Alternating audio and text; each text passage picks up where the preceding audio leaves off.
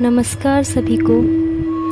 आज मैं शिव पार्वती की अमर कथा सुनाने वाली हूँ। तो चलिए कथा शुरू करते हैं। जय भोले बाबा की।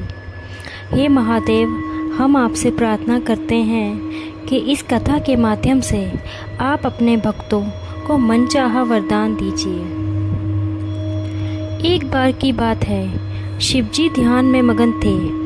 देवी पार्वती उनके गले में पड़ी मुंडों की माला को देख रही थी। तभी नारद मुनि जी वहाँ आए।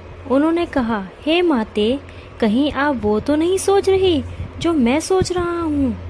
माता बोली, मैं सोच रही हूँ कि आखिर महादेव जी ने अपने गले में इतने सारे मुंडों की माला क्यों पहन रखी है और इसमें किसके शीश हैं। इस पर नारद जी ने कहा, हे माते, आप तो महादेव जी की प्रिय हैं। अगर आप उनसे पूछेंगी तो वे आपको कदापि मना नहीं करेंगे। इतना कहकर नारद जी चले गए। माता जी नारद जी की बात सुनकर उदास हो गई।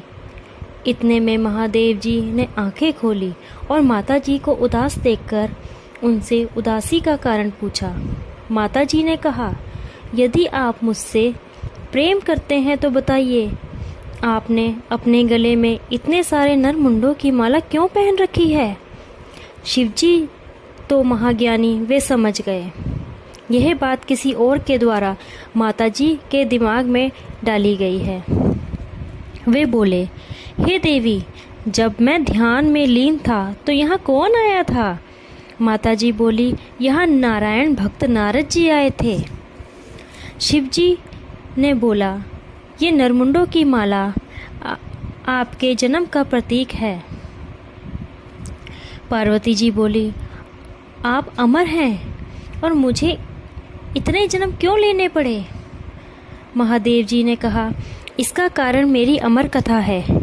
अब पार्वती जी ठहरी जिद्दी स्वभाव की। वे अमर कथा सुनने की जिद करने लगी। तब महादेव जी ने अपने त्रिशूल और नागदेव और चंद्र को बोला कि उन्हें एकांत चाहिए।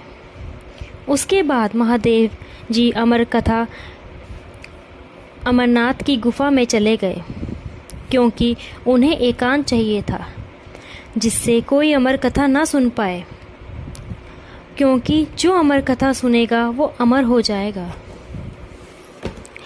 इसलिए महादेव जी ने वहाँ जाकर डमरू बजाया ताकि वहाँ अगर